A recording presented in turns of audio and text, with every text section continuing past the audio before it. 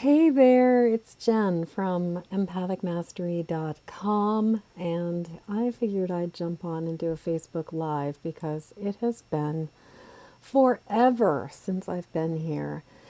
And I wanted to jump on because I wanted to talk about the fact that everybody that I am talking to who is highly sensitive and empathic right now is really feeling stressed. I know a lot of people who are waking up or having a really hard, like waking up between midnight and about 6 a.m. and or having a really hard time falling asleep, having a really hard time staying asleep. I'm hearing from a lot of people that it's just sort of nighttime is a time where it feels particularly stressful, it feels particularly panicky. I certainly myself have been having times where I've just been awakening and feeling just my heart pounding in my chest. And, here in America, things are very bizarre in the sense that I think a lot of people are talking about life going back to normal and that there's just all of this sort of, sense of like, okay, now that we've got the vaccine, we can breathe a sigh of relief. And yet the truth is that we are interconnected as beings on this entire planet. And while there are parts of the world where people are truly struggling, where people are truly suffering, like right now what's going on in India, we can't not be picking up on that.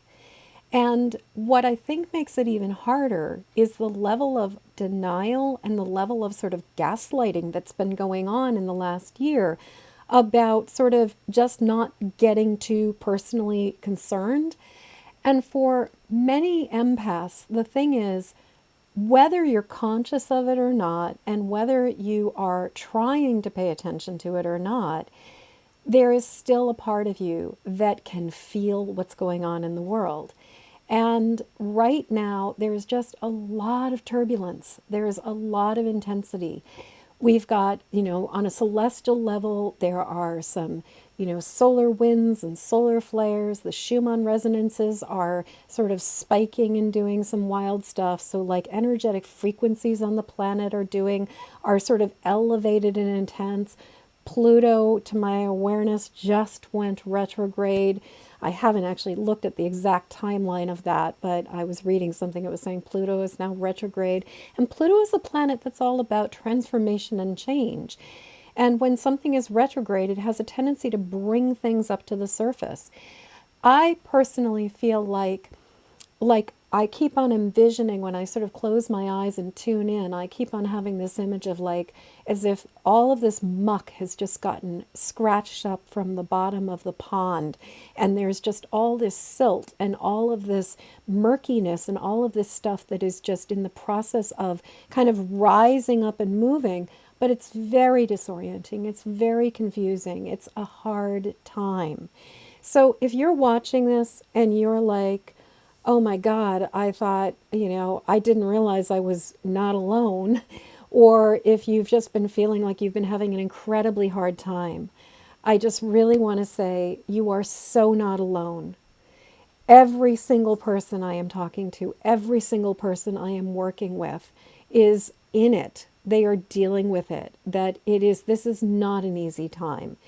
And I think what makes it harder is how frequently we kind of give ourselves a lot of shoulds and we have a lot of expectations, particularly if you are a healer, if you've been sort of doing energy work. I think a lot of times what can come up for people is sort of feeling like we're doing it wrong if we're not having an easy time. So I want to offer a perspective. I want to offer two pieces, and then I want to talk about solutions. So first off, I want to say that in the same way that giving birth is not going to be a cakewalk, that most of us can understand and accept that there is a point where the only way out is through, and that there is a point within labor where no matter how you slice it, it's gonna kind of suck.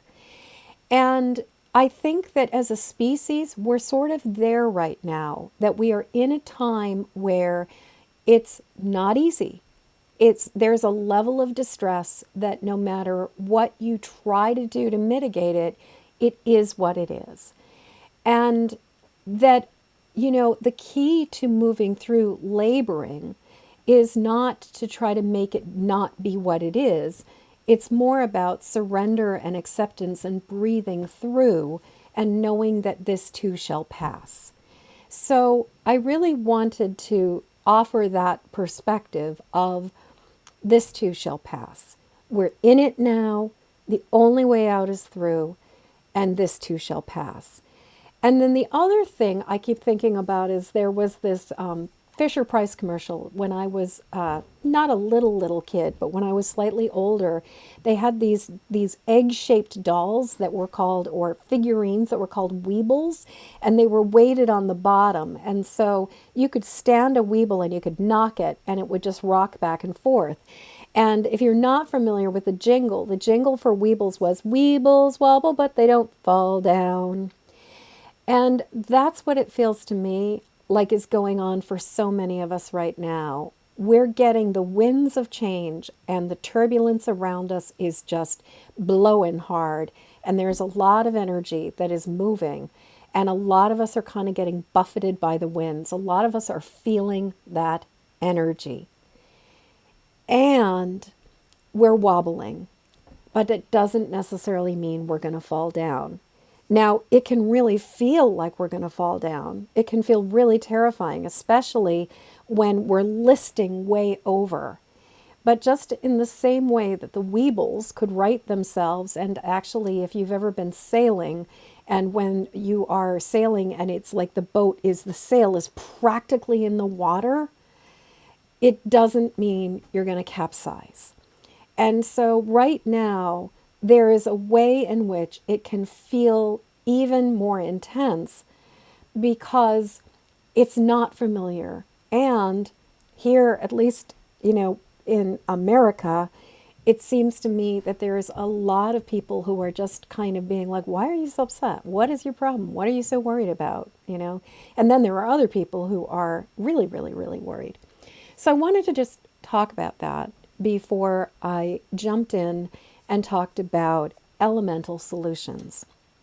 So when it comes to elemental solutions, I was really thinking about, when we're in a state of distress. So first off, I want to say that when we are in a state of distress, the thing that gets really hard is that our nervous system gets hijacked by our fight or flight response. And that part of us, the hijacked nervous system, is going to have a really hard time seeing multiple options and sometimes even being able to take action. Because the way that our safety mechanisms work is that we go from when we first start to feel stressed out and our fight or flight mechanism, the amygdala in our brain, gets kicked off. The first thing that happens is we go into fight or flight. We go into basically we get this surge of adrenaline, and then we go into reaction, trying to find a way either out of it or to fight our way through it. Now, the problem with this is that it limits our perspective, and it has us going from responding and resilient to reacting and emotional. And it tends to create blinders for us. It gives us tunnel vision. So we can only really see the most logical and actually not logical, but the most obvious and a lot of times kind of the knee-jerk reaction within us, like the instinctual way that we would respond. So instead of being able to have an elegant conversation where we're calm and grounded, we're much more likely to come at something with, fists flying and guns blazing and already reacting, already triggered, already trying to fight or argue our way out of a situation. But then when we get to a certain point with our stress, we flip beyond fight or flight and we go into what's called freeze or flop. And that's where, if you've seen a mammal when they're just absolutely backed into a corner and they play dead, that's what happens to our nervous system. If the fighting and fleeing isn't cutting it, then the next step we get to after we're really maxed out is that we go into shutdown mode. And So if you've been having the experience of being like, why am I so tired? Why can't I think straight? Why can't I just do the basic things? Why can't I mop my kitchen floor? Like if those kinds of things are really stopping you in your tracks, if your kitchen stove looks like my kitchen stove does right now and has pieces of kale and other kinds of stuff all over it, it's because we are so maxed out and we have been in stress for 15 months now. And as a result of that, we are at least part of us is for many of us is in a state of freeze, is in a state of just shut down. Now, the problem with this is that when we're either in fight or flight or when we've flipped over into freeze, the problem is that it really limits our ability to take care of ourselves. We forget because our brain isn't on. We're offline. We're just trying to survive. So I wanted to talk about the elements. And if you are, elements as in air, fire, water, earth, and spirit. And I wanted to talk about how, from a sort of self-care perspective and kind of triaging your like emergency kit, using the 5 elements is a way to work with it. So I wanted to talk about, so we're going to break it down and we're just going to talk about looking at it through air, fire, water, earth, and spirit. So starting with air, air correlates with our breath. And our breath is one of the first and best ways that we can get back into our body and we can find our way back. We can find a way to sort of get our feet back on the ground and we can soothe and calm ourselves a little bit. And one of my personal favorite ways to do this is doing a heart breath where you put your hands over your heart and then just breathing in through your nose, just breathing in and then exhaling through your mouth, letting go of the stress. And you can get all fancy if you want to, and you can count in, like either, counting 4 in, counting 4 on the inhale, and then holding for a moment, and then maybe 8 on the exhale. Or you could experiment and try 8 on the inhale. And hold it. And then 4 on the exhale. And just playing with it. But even if you're not doing a count, even if you're just holding your heart and breathing into your heart. So just feeling your hands against your chest and breathing in and letting go. Then flipping your hands and breathing in again and letting go. Another one.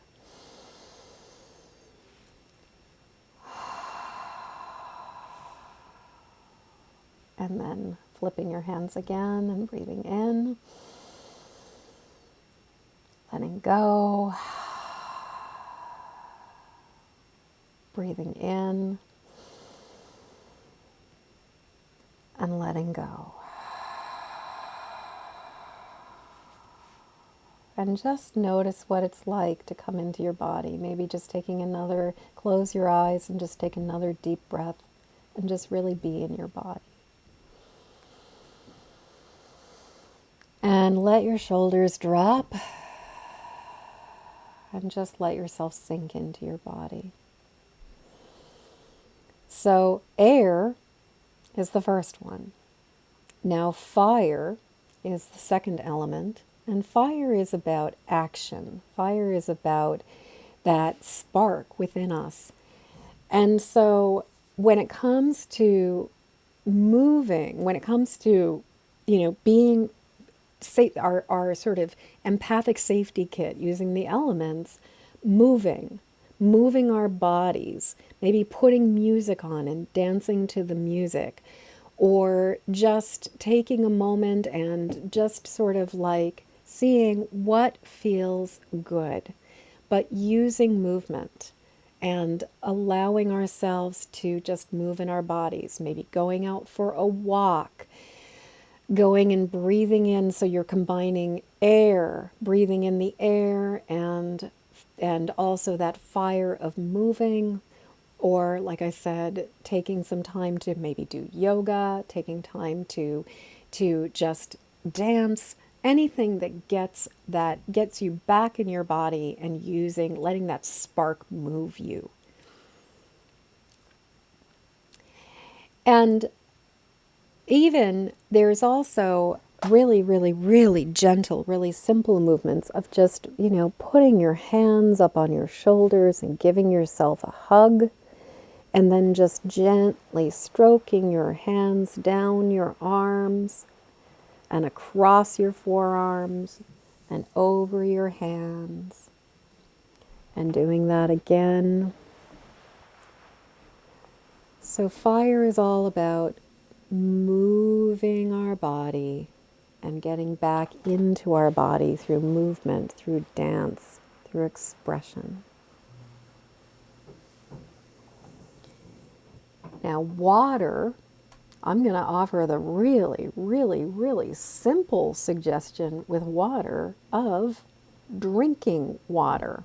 Actually, like going and getting a big glass of water and just making sure that, say, within 15 minutes to a half hour, that you drink that entire, like if you can get like a pint bottle, that you drink a pint of water within a half hour. And just really making sure that you are hydrating. Because that's one of the things we often forget when we're stressed out is, am I drinking water? Am I taking care of myself that way? Now, if you want to go for the sort of super bonus exercise with water, you can jump into the tub, or you can jump into the shower, or you could go and stand at a kitchen sink or a bathroom sink and run water over your hands and just feel that quality of the water washing away all of the energy that you don't need to be carrying around and just releasing it. Also, when you drink water, there's that human factor of you gotta pee after you drink.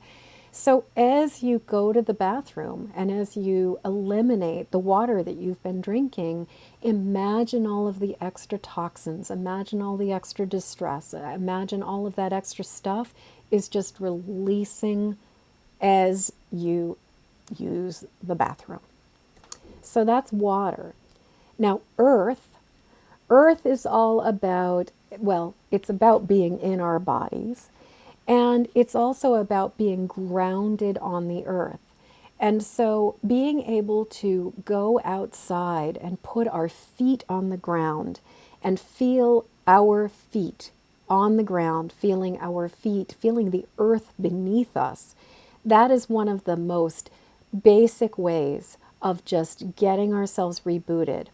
And if you can stand barefoot on the ground, that is a wonderful extra way to really let the resonance of the earth and the magnetism of the earth connect your body and your resonance and your magnetism to this planet, which is kind of the bigger part of ourselves. So it's like if you think of yourself as a cell in the body of the earth, standing barefoot on the ground, and or going outside and like hugging a big tree or putting your hands on the grass, touching plants, engaging with the outdoors, finding a big rock and sitting on it.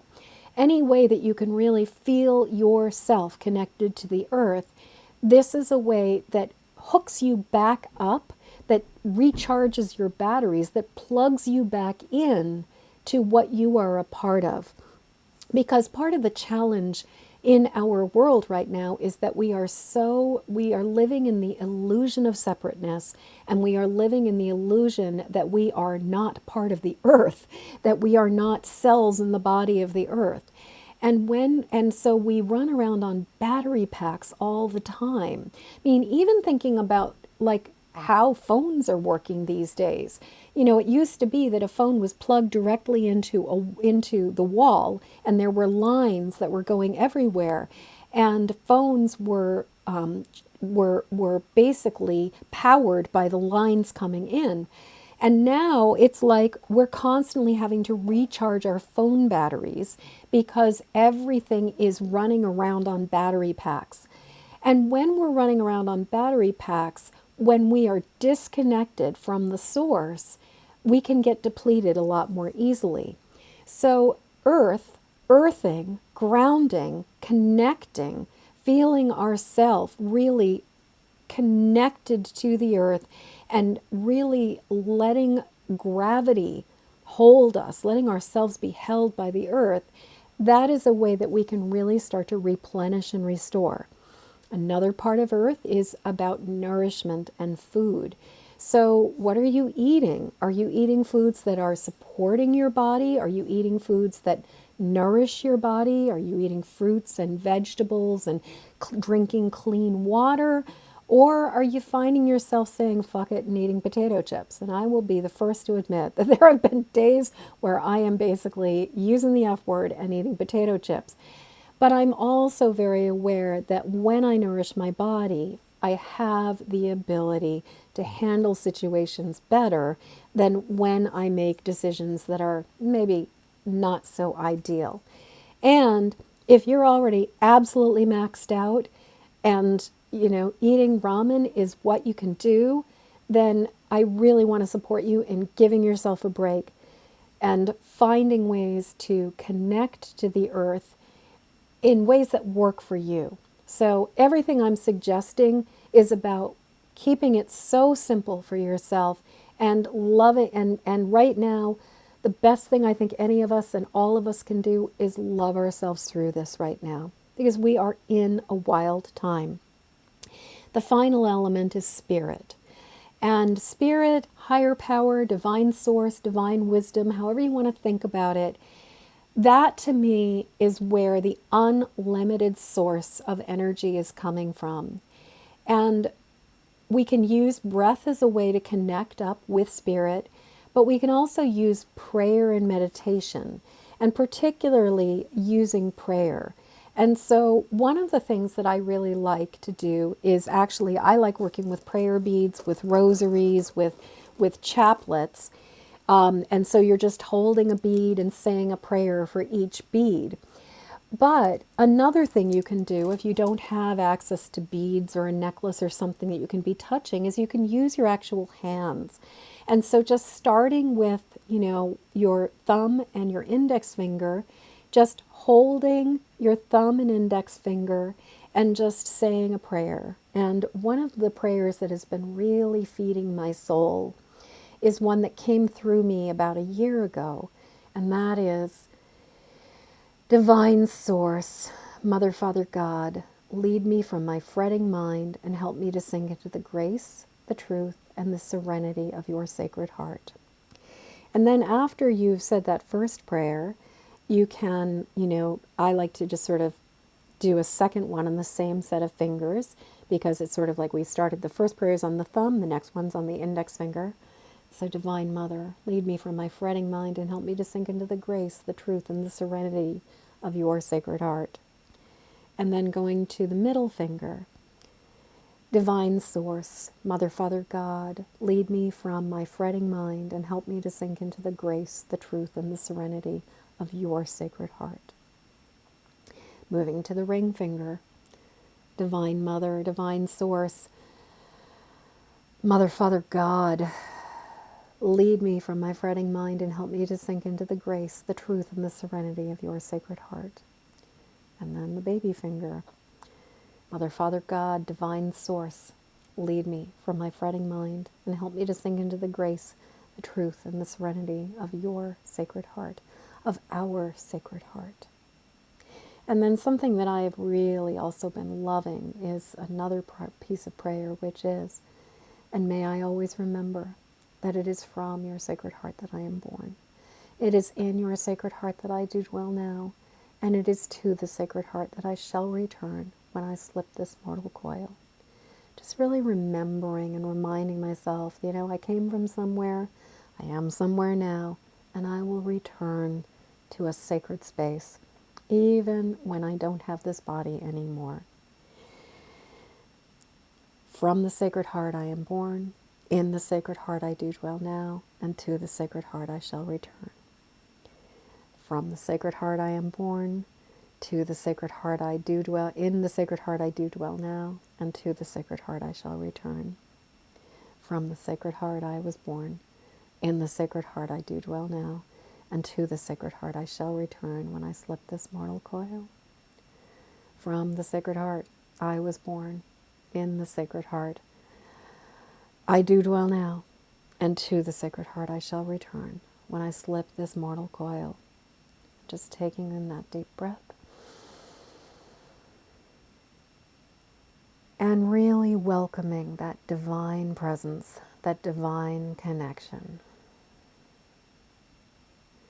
So, before we go, I'm just going to sing a little song to you that I was taught a long time ago that is actually from something that Julian of Norwich wrote when she was sheltering during the bubonic plague, I think it was the bubonic plague, you know, but she was basically sheltering in place during a time where things were pretty wild in Europe. And this is the chant. All will be well. All will be well. All manner of things will be well. All will be well. So that's what I got for you for tonight. I hope that you have a lovely, lovely May weekend. Happy Mother's Day. Hang in there. The only way out is through. Keep breathing, keep moving, keep drinking water, keep being out in nature, keep eating good food, and reach out to your higher power. Make that connection and ask for help. I'll catch up with you later. And if you know anybody who might find this Facebook Live useful, please hit the share button. Hit the, send it off as a PM to somebody who might find it useful. Please like it, share it, and pass it along. Okay, I'll be back sometime. Not quite sure when, but I will be here. And I am sending you so much love. Peace.